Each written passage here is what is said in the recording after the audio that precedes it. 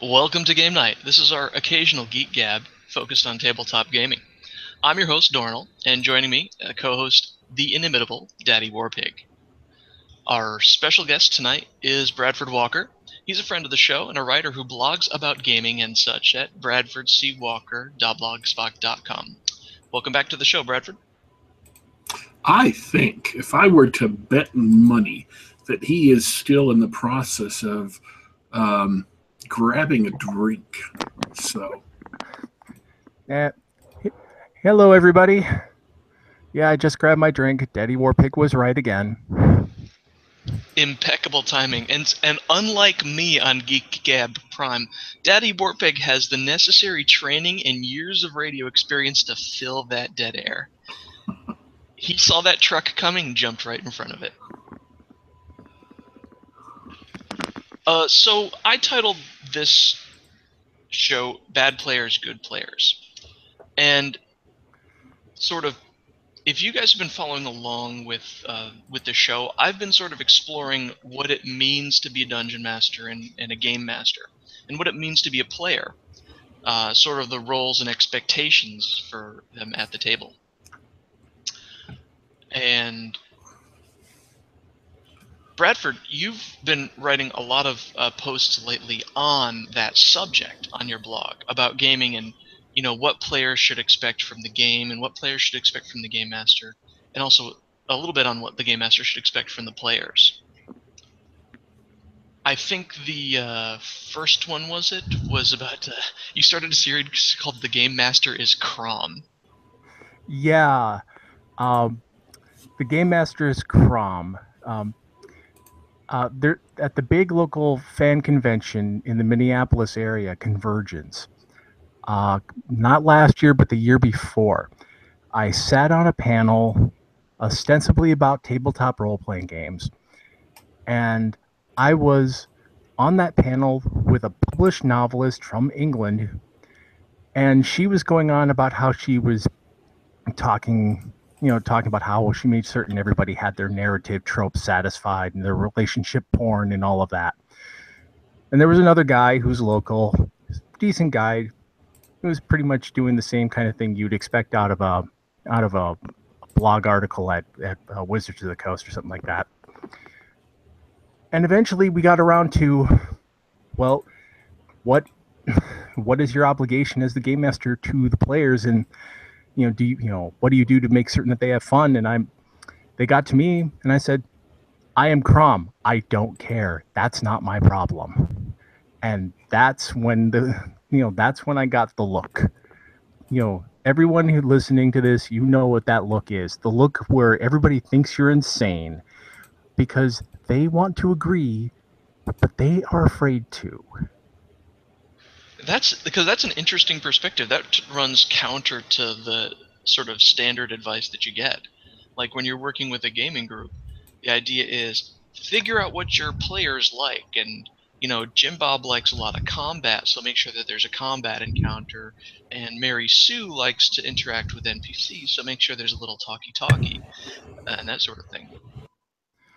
Yep, that attitude has been unfortunate because I think it leads to a kind of coddling for a hobby that was created originally by adults for adults. And unfortunately, those of us who came into it back in the day who were children at the time, as I was, we unfortunately have in many ways ruined it for a lot of other people.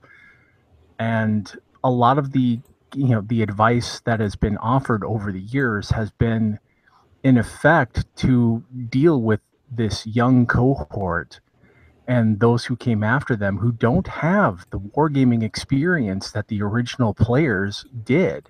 The recently deceased Tim Kask, and others who were part of Gary Gygax's table or Dave Arnson's table or M.A.R. Barker's table, all of whom were in an axis between Lake Geneva, Wisconsin and the University of Minnesota at the time in the late 60s through to the mid 70s. And the reason I finally gave up on it is because I was about 40 years old, And I'm thinking, I'm an adult. I'm not even a young adult anymore. I'm about middle-aged, or I will be soon. Why am I talking about this as if I were coddling children? No, no. I am not responsible for the player's satisfaction. Players are responsible for their own satisfaction. If they are not satisfied, they can go play somewhere else to find someone else who runs a game that they like. I am not obligated to, to cater to the whims of other adults. This is a far more transactional thing than most people think. Yeah, that's definitely a totally different perspective. So to go along with the story, did anybody at the panel have anything interesting to say about it? Are you kidding? No. At most they would complain on Twitter after the fact. Oh, that's too bad. Yeah, I can see how that would have blindsided them. I think that I would mostly agree with that. I think that I discovered in my recent game that I started up that I had to execute the game that I wanted to execute, because I did have a variety of people and play styles, and not all of them stayed. And I realized that I was okay with that. I could find more players, and the players that stayed with me enjoyed the type of game that we were playing. And that's too bad, because I wish that people, especially people that you're close to, you'd wish that they would join you and enjoy the fun. Uh, be willing to try something new or something out of their comfort zone and play with you.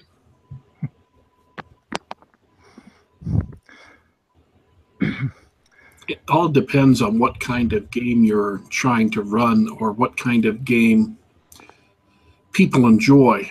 Um, it seems to me a commonsensical assertion that different people like different styles of play and different styles of game mastering. And yet,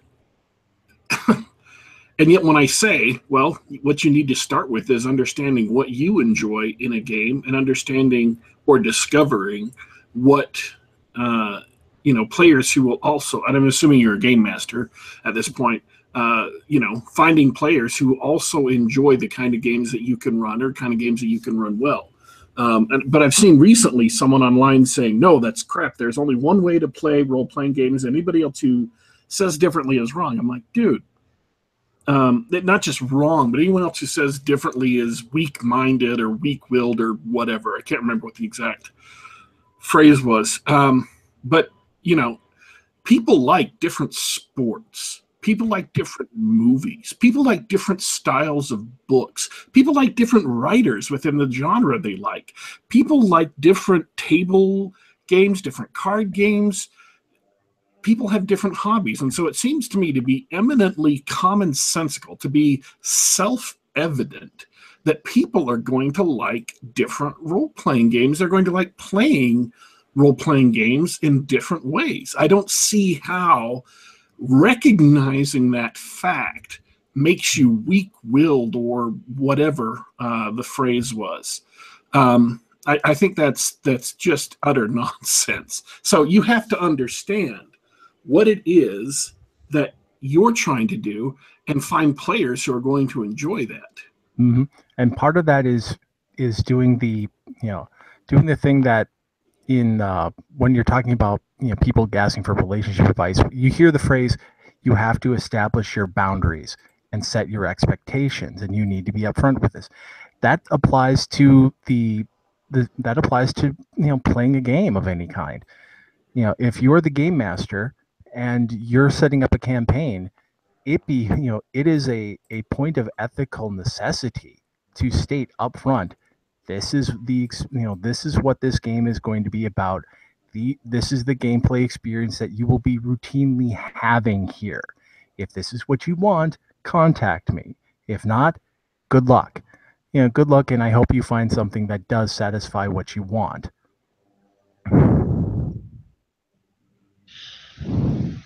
Yeah, absolutely. Another thing that sort of from the GM's perspective, that's really important to getting the correct sort of rapport with your players and you know, get them all on the same page as you, is the attitude you have to the game and the people. Mm-hmm. And you talked about in your other Crom post, which kind of gives me a sad. The GM isn't out to get you. Oh, one of the longest running frustrations I've had, especially when dealing with people online via the forums. RPGNet was notorious for this for quite some time, and the gaming den still is this attitude that you cannot trust the game master because he is out to get you. And there are far too many people who do run games that act like this. And again, you're not thinking like adults, you're not treating each other like adults should. Instead, you're still trapped in a childlike, childish mindset, and you're still reenacting, some BS or another from elementary school or junior high or whatever. It's like, no, stop that. You you I can't be bothered to care. To care to do that. It takes too much energy, and it's not fun. It stops being fun, and that's why I do this. If I wanted to be out to get the players in my game, I could do it easily.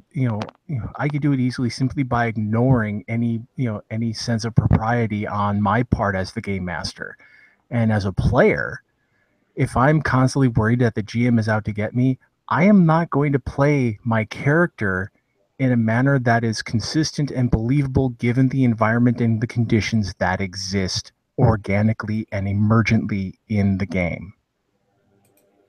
Yeah, even if you were to stay within those parameters, you know, stay in the context of the game, you're still more or less omnipotent, and that gets old fast. And people have to understand that the GM understands that. The GM understands that he's not doing that. Yeah.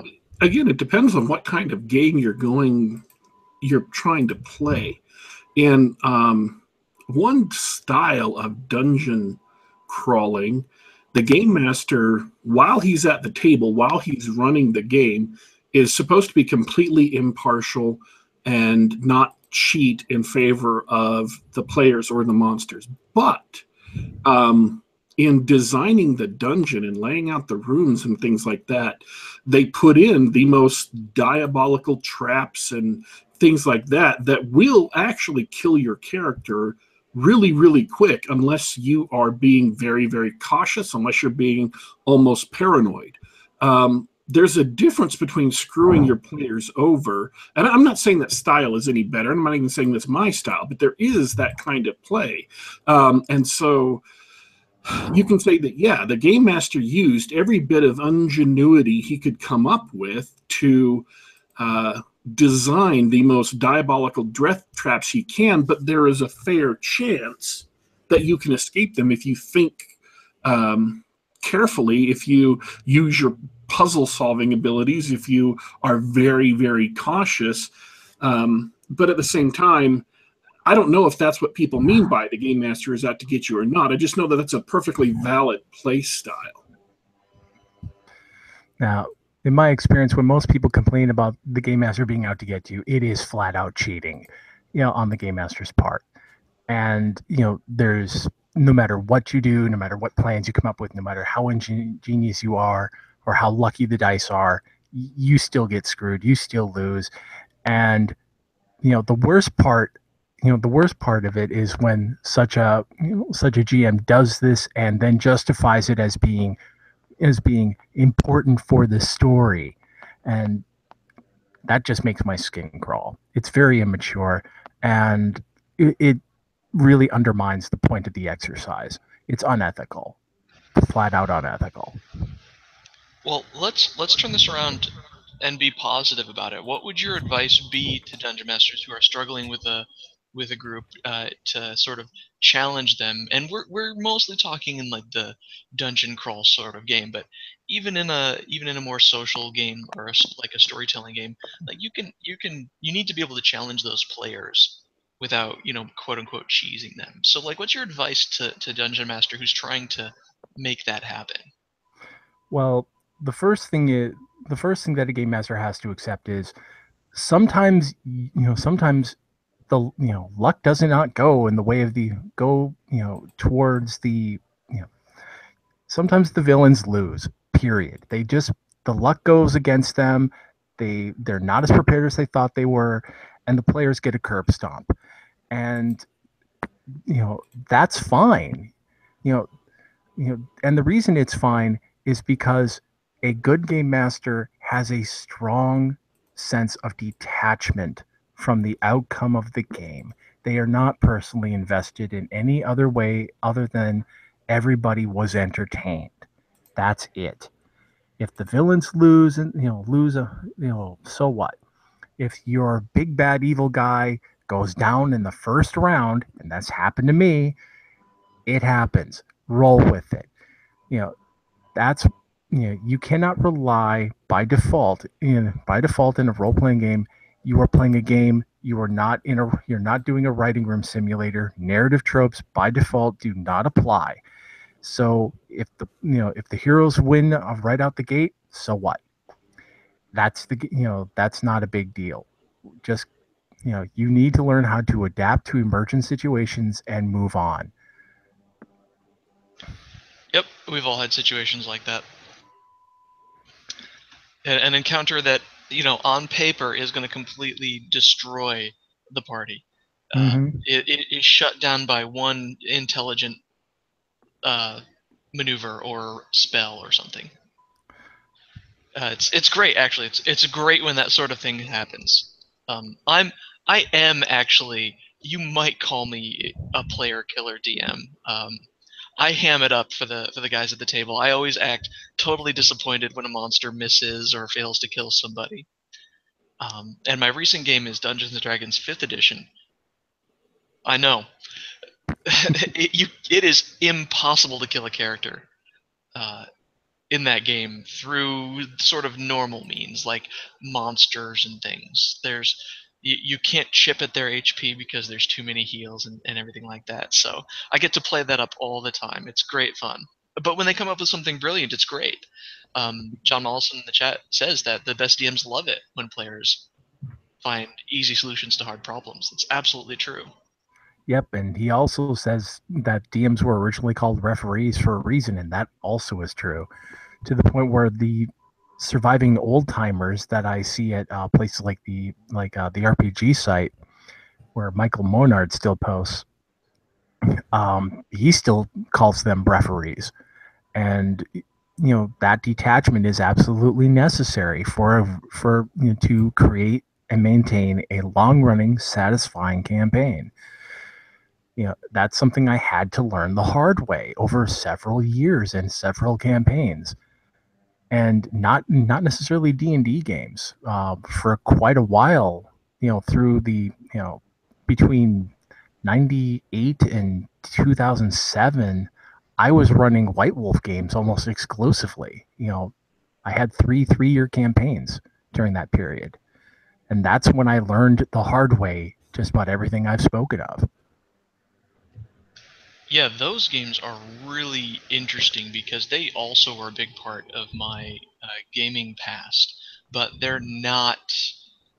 They're a totally different kind of game, and if you play them like the other RPGs that they're influenced from, as many people as I have observed, they just devolve into superhero games. Yeah, that's one of the times where I appreciated the fact that the people I were playing with were adults, generally tended to be my age or older, and were more than happy to throw me ideas to here and there to keep things going. Fortunately, we never had to worry about total party kills during that period, but previous to that, I've had I didn't run a game with a total party kill, but I've been a player where that happened. And again, that breaks down to the circumstances of the campaign. For your classic Dungeons and Dragons campaign, the way they were run back in the day, you go in with, you always have some kind of replacement character handy, or you grab a 3x5 card and your 3d6 in order, and you're ready to go in about 5 minutes. Other games, it depends. It really does depend. It might be the campaign killer. Sometimes it is.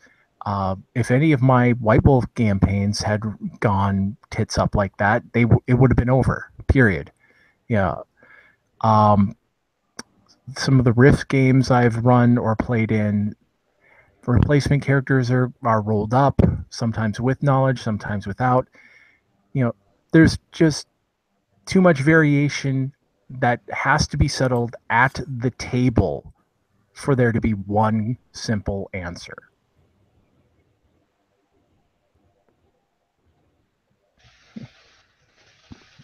Daddy Warpig, do you have any advice for the DMs? Well, my basic advice is, well, let me talk about the White Wolf games for just a second. The reason why the White Wolf games become superhero games is because players aren't into, most players, not all players obviously, but most players aren't into the endless maudlin angst that was, using Vampire the Masquerade as the original example. They're not into the endless angst where you're supposed to be the superpowered immortal badass who can tear through walls and throw cars and do whatever, but you're also at the same time supposed to be in a lot of psychological pain because you're cursed with being forced to drink human blood and kill your fellow man in order to survive, and it just hurts so badly. Most players, once they got a hold of the game and once they got a hold of the rules, just weren't interested in whining that much. They want to go out and have fun and do adventures. That's why White Wolf became a gothic superhero game, an urban fantasy superhero game, because they were just using those rules to have fun. And so, yeah, that's the surefire way to lose all your players is every time one of the players has fun, the prince of the city comes over and executes them for breaching the masquerade. Yeah. Yeah, there's a reason why I took to Exalted like a duck to water. Yeah. Something that could be really interesting and generate drama, the whole masquerade thing in the power struggle. The fact that you can throw cars, but you're not allowed to, right? You can't be seen doing it. That sort of thing. Like you said, that's sort of an adult thing. And even adults want to throw cars and have fun too. Come on, guys. Yeah, there's a reason why the Underworld movies were successful. Wait, 2 reasons. Yeah, we can stop there. I'm glad you mentioned the players' attitudes, because I wanted to shift gears to the other side of the table. Your blog post reminded me of this great article that I found a long time ago, written on. It's called 11 Ways to Be a Better Role Player. It sounds like it could be terrible, like role playing. I don't know about you guys. I'm not the type of player that likes to sit around talking all day. No, not me. Hear a couple people in chat like that sort of thing. Okay, I want you to re-explain what you just said, because I'm not sure I understood it. From that perspective of like the White Wolf games, people think of a role-playing game as acting out in character in a lot of ways, especially those of us who grew up on AD&D Second Edition and later, where if you play just the grindy stuff by the rules, it feels like a board game, and if you go the other way and go to one of those storytelling games, it's just sort of play acting with sort of a bad rules and dice game. Well, that's why LARPing was so successful among that crowd who played White Wolf, is because it allowed them to get rid of all the fiddly role-playing rules, which wasn't what they were there for anyway. Yeah. Yep, can confirm, ran a vampire LARP. Yeah, actually, I played in one once, much to my eternal shame, but I had a lot of fun, but I realized that most people there didn't, we didn't know what to do. There was no impetus to do anything. I'm going to have to go talk to more vampire players and find out what the whole point is. You have to have someone who is... The point of playing in a LARP, especially a vampire LARP, is that you're always conspiring against all the other players to gain political power or, whatever. And so really the person who's running it, the game master, needs to set up the initial conflict and then let players backstab each other as much as they want, because that's what they're there for anyway. I get it. That makes sense. Yeah, that's what happened with the vampire LARP I ran. Is we set it up. The other storytellers and the other GMs, we set it up as specifically to be a political intrigue LARP with lots of double dealing, backstabbing, gossiping, and stuff that's not out of line with a telenovela, and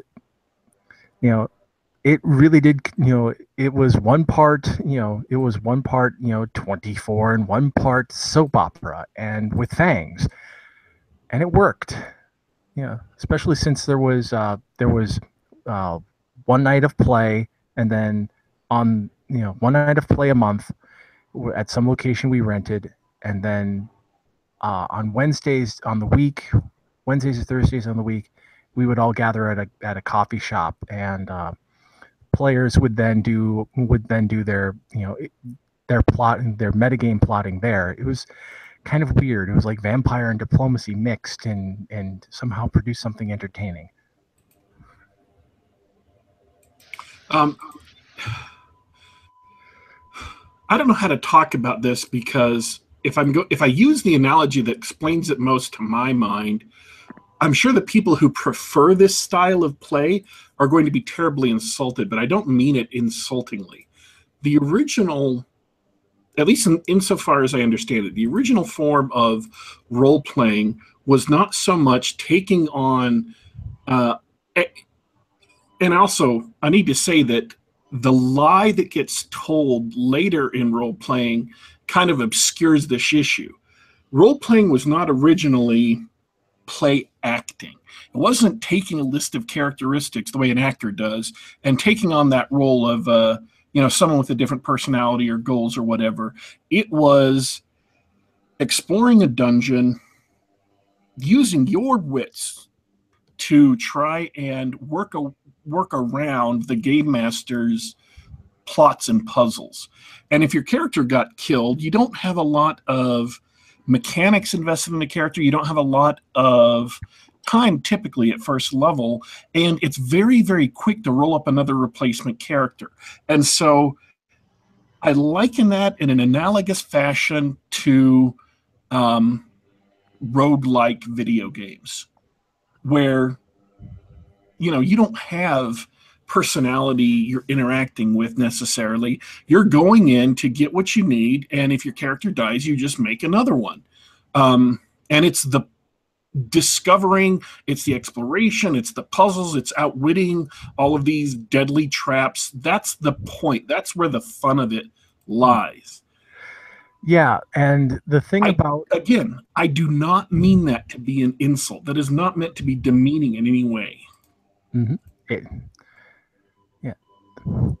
The other thing to remember about the original form is that your character's attributes were meant to be another filter that further took the information that you would otherwise act on more or less in a pure manner and filter it somehow. So even if you're a genius, if your character's a moron, there's only so much intelligence you can apply. If your character is a fool, or as charismatic as a brick, there's only so much you can do socially and there's only so much care you can take against doing things that are foolhardy. It's meant to be a handicap as well as a benefit. The thing that is interesting about, from my observations of the vast majority of role players, again, there are exceptions, and those are the kind of people, the exceptions are the kind of people who were drawn to the vampire LARPs and things like that, where they could get past the rules anyway, because they really were interested in play acting. But the vast majority of people who are playing role-playing games will pay lip service to taking on a role of another character, of a character with different personality, different mental attributes or whatever. But when you get down to it, when you actually see what they do at the table, they're really doing what the original role players did, with just slight differences, which is they're playing themselves as if their mind were in this other body in this fantasy world. It's really them playing through it. They're mostly just pretending it isn't. Oh yeah, that's totally me. And I'm not saying that's bad. I'm not saying that's wrong.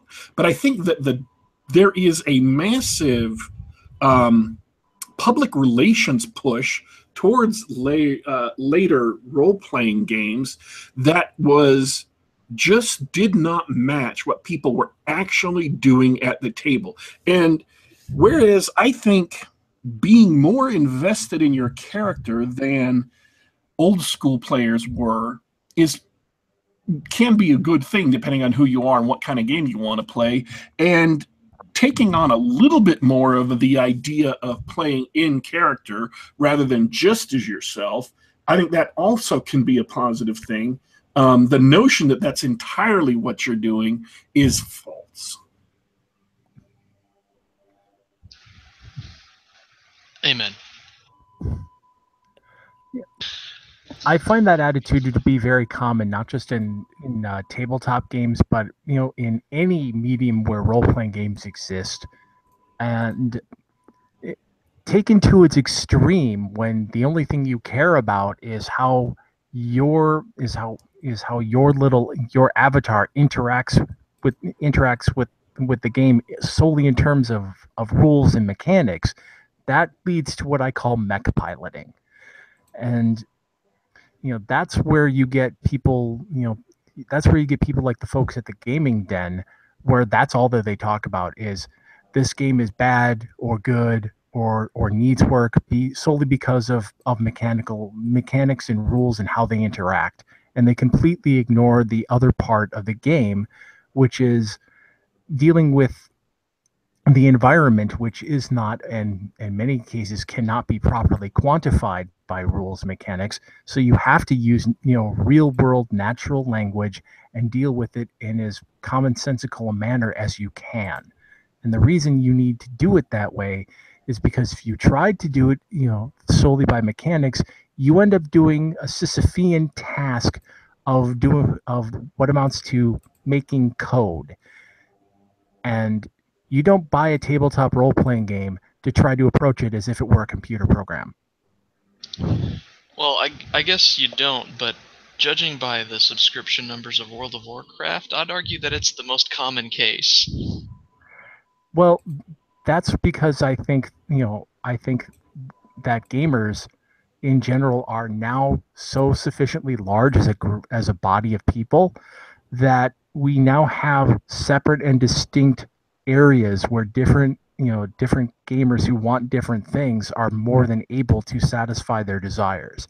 And that leads to another series of blog posts I did recently, where I was talking about what the tabletop RPG medium is, how it differs versus its competitors, and where its strengths lie versus those competitors. Tabletop role-playing games work best when they establish and maintain a presence in a conceptual space that is liminal. It sits on the boundaries between different places that in tabletop games are often referred to as mini games, like the combat minigame, the economic minigame, the stronghold minigame, which is pseudo-economic in many cases, and pseudo-political at the same time. Those three are where old school D&D has its quote-unquote endgame status when you get to name level at 9th 9th, 10th, 12th, whatever, and you establish your stronghold. Other later games took away a lot of that, and some games back, that came out in that era, like classic Traveler.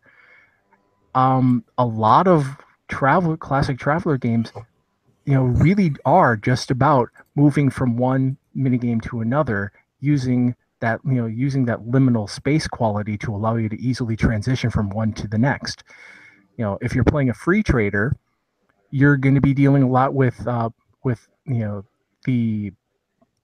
rules, the minigame about trading commodities from planet to planet. If you're a scout, if you're playing a scout game, you're going to be dealing a lot with world generation and scouting, things like that. Here's the thing about being overly concerned with the rules. Even if you're playing as yourself, or mostly as yourself, the goals and motivations come from you, the player, not the character.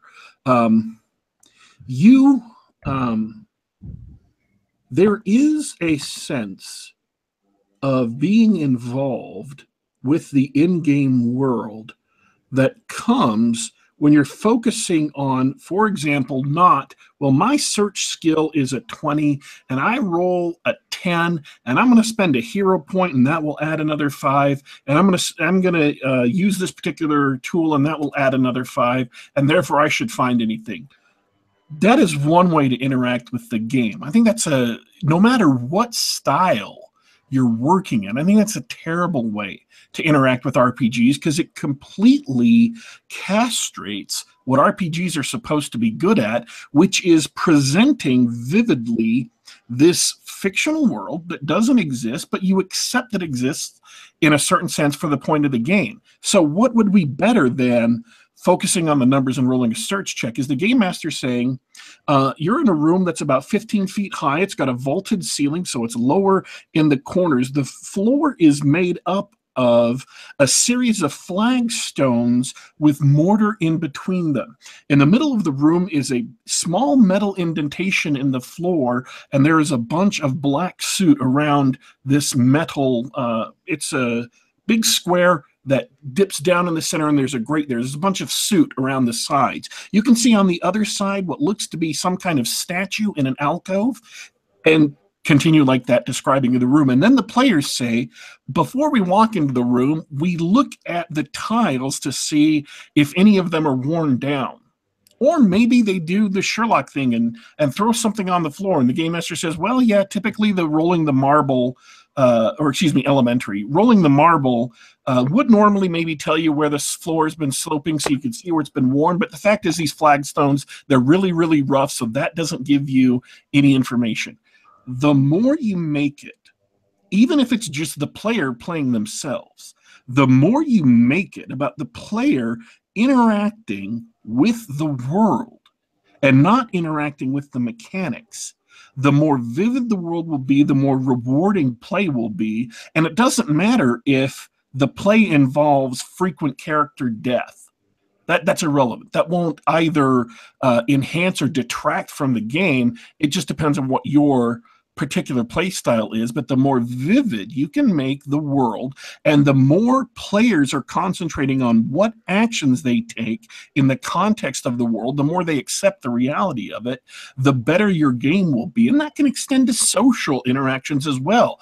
You can describe how the NPC they're interacting with, his eyes shift back and forth quickly, and he's got a pattering of sweat on his brow, and he kind of furrows his brow and won't meet your eyes. Well, okay, the player can think to themselves, he's probably lying. That seems like someone who, or at least there's something else going on there. And you can direct, you can say, okay, well, I look at his clothes. Is there anything out of place? I look around this shop.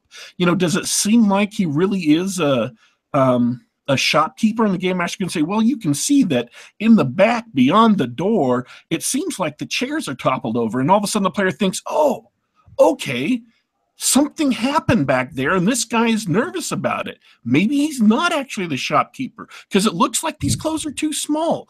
You take the clues from the description of the world, and you use those to immerse the players in the world, and then they make the decisions on what to do next. The more you concentrate on that, and the less you concentrate on numbers, the more rewarding the game will generally be for the vast majority of players. Yeah, that's correct. I call that the fundamental gameplay feedback loop, where the game master describes the situation and the players make a decision, they act on it. The GM describes what the results and the consequences are and updates the situation, lather, rinse, repeat. And that feedback loop works as well as it does because it is very efficient in spreading information and passing it between the two, between the game master and the players back and forth in a rapid manner, in a way that a video game simply cannot handle, a way that a board game is not designed to handle, or a card game.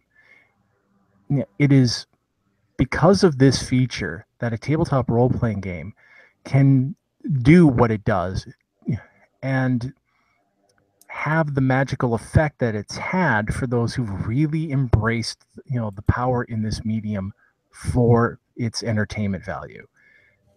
I call tabletop RPGs a medium of virtual life experience for this reason, because once you get into that zone, you can have some very interesting, very powerful experiences, and it's not just in a fantasy environment.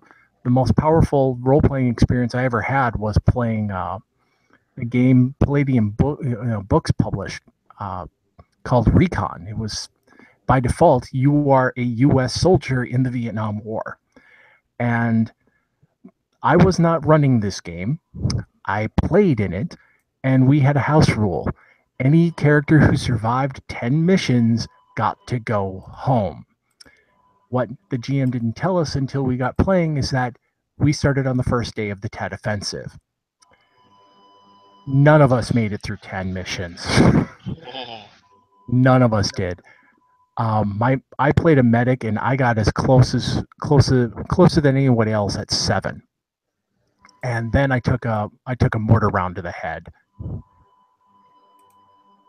So you blocked it then? Yeah. Well, I want to address what Daddy Warpig said a minute ago before it's left my mind. I think I've often run into players and occasionally been a player that in that feedback loop that you're talking about, using the game mechanics as a tool to interact with that setting. Even if you're in middle of the game and the game master has described what's going on and it's your turn, more or less. I've heard things like, I want to use my perception skill over here, or I want to influence this guy to do that, and they immediately reach for the dice because they know the related mechanic, and they assume that they're going to make a roll on that. And that feels to me like it's sort of bridging the gap between pure mech piloting and that feedback loop that Daddy Warpig's talking about. How do you deal with that? My advice to GMs who want to focus on immersion in the world and not mechanics is to make a solid, staunch rule that the players can't roll until they've described what their characters are doing. Yep, make them declare first. And not just declare, but not just say, well, I want to search the desk. Make them describe what they're doing. I want to pull out the top drawer. I want to see if there's any false backs in the drawers of the desk. I want to, look around to see if any of the if there's a lock, an obvious lock in any of the desk drawers, because what we're looking for is probably going to be kept safe. Or even, you know what? I don't think it's going to be in the desk. I want to look around. Are there paintings on the walls here? What do they look like? I want to look behind the paintings to see if there's a safe there. And the guideline for the I've mentioned this on the air before, so I can mention it again. I'm putting together my own RPG, my own role-playing game. And I've been thinking about these issues a lot. You may have been able to tell because of my last rant. But the guideline that I like is, 1, don't let players roll until they describe what they're doing. 2, if they get it right, don't make them roll at all. If you say, well, there's a safe behind this painting, and it happens to be a painting of George Washington, and they look at the paintings, and because of some clue or just random chance, they look behind the picture of George Washington, don't make them roll a search check. They got it. They figured out what's going on. They found it. They don't have to make a find check. The player found it. Don't make them roll. It's stupid. It wastes time. It focuses on the mechanics rather than the play.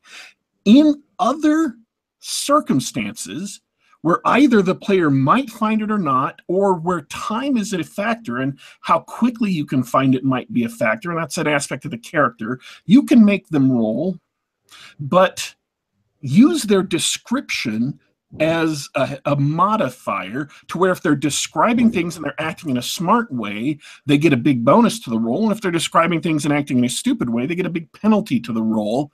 Use what the players tell you their characters are doing as a guide to the modifiers for the roll. So don't let them roll until they explicitly state what their characters are doing in the world. Don't make them roll if they got it right. And then if you do have to roll, use their description of the character's actions to determine whether they get a positive or negative modifier and how big that modifier ought to be. I'm not saying that's a perfect concept to work from, and it doesn't apply in every circumstance, but as far as like search checks, as far as investigation, as far as social interactions with NPCs, that seems to be a fairly robust model that focuses the attention on what it should be on in a role-playing game.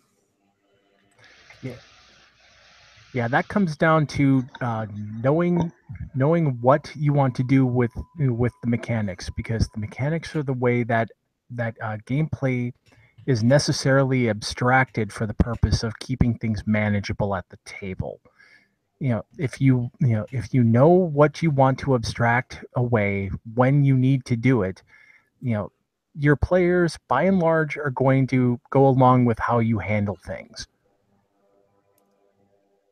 And the way I'm seeing it right now in my mind is that the mechanics, and in some games this is the case, but in my opinion, in a proper role-playing game, the mechanics and the dice rolls aren't there to generate results. They're not there to generate a particular outcome or anything like that. They're there to account for the abstraction and for random chance. You can't generate a grievous wound on the dragon, but you can generate a successful office search like Daddy Warpig described. That's something that the player does, not the dice. The way I've been thinking about role-playing games recently, and this is very, very differently than the way I've thought about it before.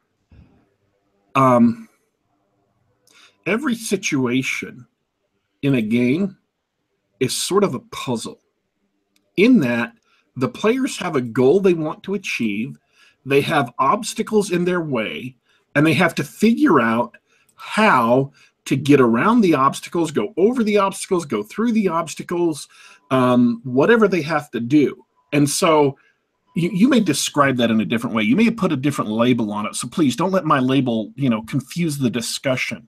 There's a goal the players want to achieve. There's obstacles to achieving that goal, because if there weren't obstacles, it wouldn't be interesting. And the players have to figure out how to circumvent the obstacles in order to achieve their goal. To me, the analogy I use is that's like a puzzle. And actually what I think about when I think of puzzles is one of the Resident Evil games. You need to get through this door, but in order to get through this door, you need to solve this puzzle.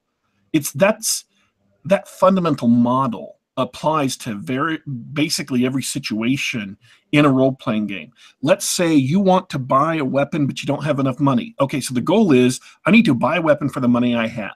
So the obstacle is it actually costs a lot more And you have to decide, well, maybe I can negotiate with the person who I'm buying from. Maybe I can use my fame to get a discount. Maybe we can sneak into the shop later at, late at night and steal it. Maybe we can take the guy captive right now and take it. Maybe we can kill him and take it. You have to figure out a way around that obstacle. And to me, the way I describe that is it's a puzzle. It's something that the players need to use their ingenuity and the resources their characters have to figure out what actions they can take in order to achieve their goals. And the neat thing about role-playing is the goals are not necessarily externally set. They're set by what the players decide to value, what the players decide they want to achieve. That's a good point, and I've run into a problem with that a couple of times in my after work game, because it's just a sort of throw together mega dungeon game. So finding player and character motivations can be difficult at times. Besides mountains of treasure, which I'd like to point out, for the first full year of the campaign, they had no idea there was any treasure in the dungeon. That is a stingy mega dungeon, guys. But you know what I'm saying. You know what I'm saying. We normally run about an hour. This has been a great discussion. I want to switch gears a little bit and talk more about the player side, which we've been doing. I want to hear your guys' thoughts on these 11 ways to be a better role player. I'm not gonna list them all, but I'm gonna list a couple of the really important ones. One really important advice: do stuff. We've all been there, right? We've all sort of like, I don't see how I should interact in this situation, and the game is boring, right? That's one of those things where you just have to sit them down and say, look, this game is about doing whatever. If you stop sandbagging and get with the program, you're ruining it for everyone else. I'm glad you mentioned sandbagging, because that was one of the other points, which I think is the most important point on the list. More importantly than doing stuff is to don't try to stop something. This is especially hard with younger players, where somebody wants to do something and another one says, no, don't do that. It's the worst possible thing you can do at your gaming table besides staring at your cell phone. Oh yeah, people not giving the game your full attention. That just drives me up a wall. That was one of my recent posts the other day. Oh yeah, it's I actually had a player, one of my favorite players in the after work game, was always on the phone when it wasn't her turn, and she valued the NPC interaction aspect of the game much more than the physics and the mechanics of the dungeon crawl. So it was really hard to sort of you enjoy the game when you're engaged, but you're not always engaged, and it feels like when I'm behind the screen and I'm looking out and you're just staring at your phone, like that feels really bad.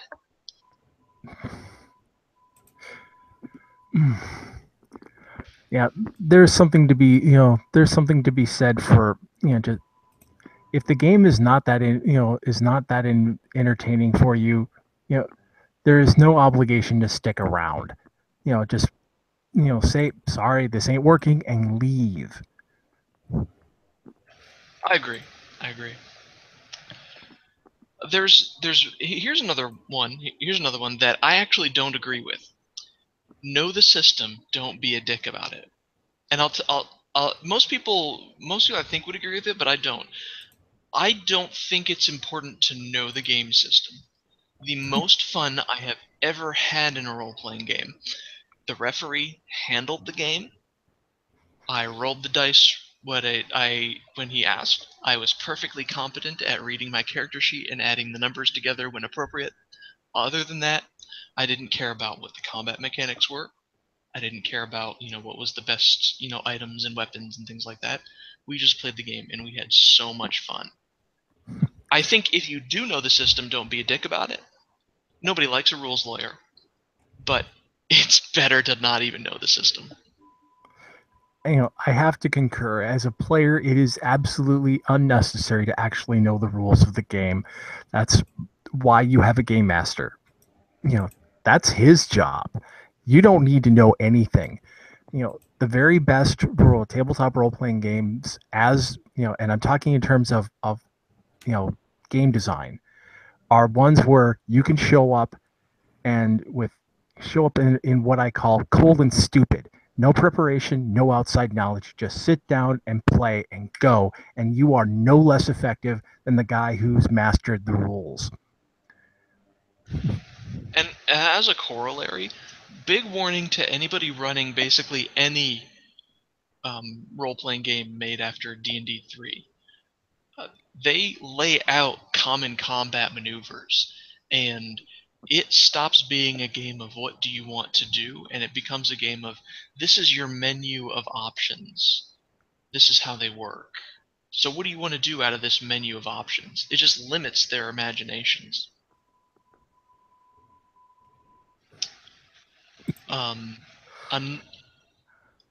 Another thing. Go ahead.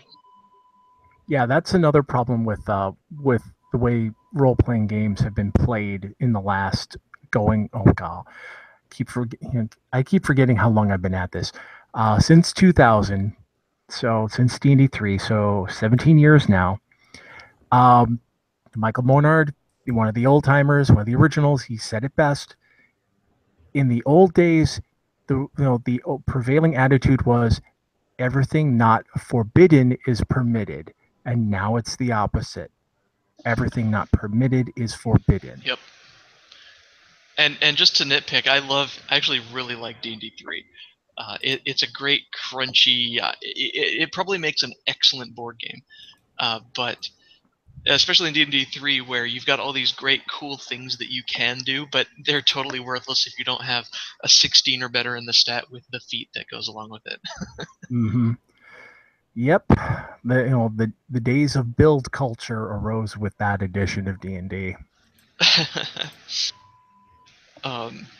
Yeah. It's a shame.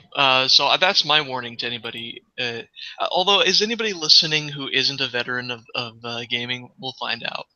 I hope I get some cool questions or emails from listeners. This is my next favorite. Best advice after don't try and stop anything.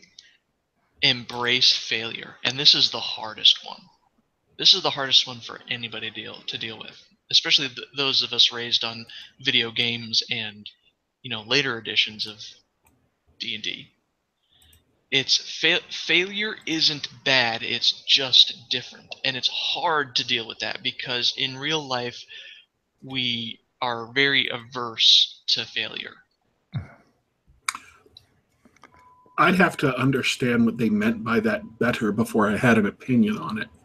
Let me read the entry. This is advice for players. I understand that. Yeah, advice for players. I'll just read the entry. This is from the blog post. It was published like 4 years ago, and it's linked in the notes of the show. So it says, failure can be embarrassing. I know that I get pretty head up when the dice don't favor me. When I've spent ages waiting to have my turn in a large game, say, or when I'm using some special power, or when I've been talking a big talk for a while, or described some fancy action, and I use some pretty bad language too, and not fun bad language. I'll skip this part. And that's not cool. I need to learn to treat failure as a story branch, not a block. Why did I miss? Why didn't my intimidation roll work? Why didn't I pick the lock? Why was I seen? Who worked out that I'm the traitor? What other options can I explore? Go ahead. I would say rather that people get... I'm trying to figure out how to say this without swearing.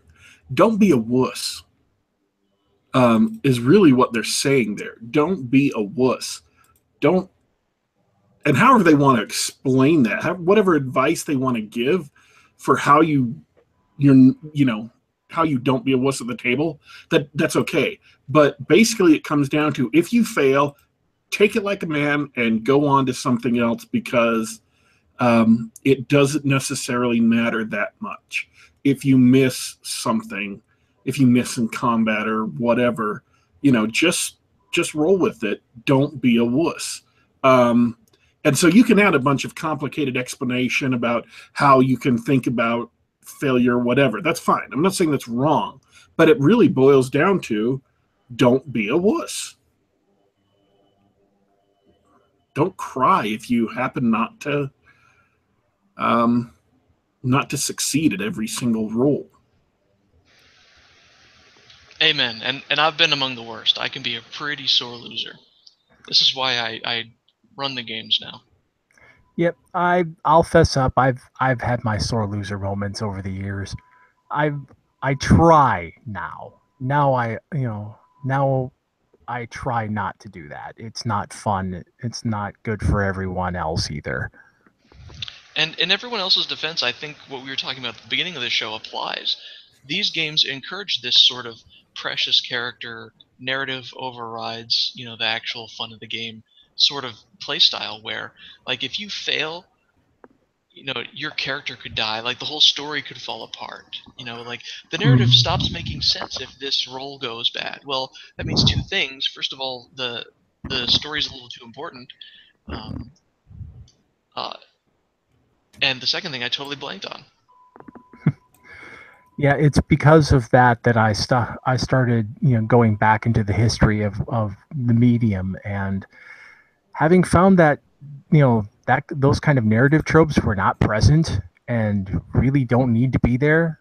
That's when I started turning against story games, and as RPGs, because they don't work. They keep ruining the fun. And even the best of them are nothing more than a writing room simulator.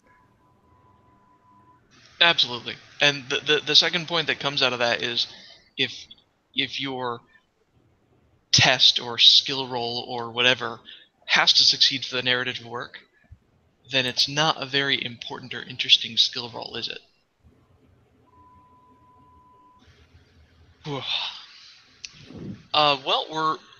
I'd like to wrap it up here. Do you guys have any other thoughts on players' roles, or as you said before the show, the ethics of role playing? Bradford? The big thing to take away is to not get so invested in the outcome that you forget why you are sitting at the table, virtual or literal, in the first place. You are an adult. You should be playing with, you should be acting and playing as an adult. Treat the other players and the game master as you would anyone else. They deserve the same basic courtesy and expectations of same as you would on the job, in your bowling league, when you're, if on the trap line shooting clays, whatever. There is really no reason for a lot of the immaturity that has gone on and continues, unfortunately, to go on in tabletop gaming.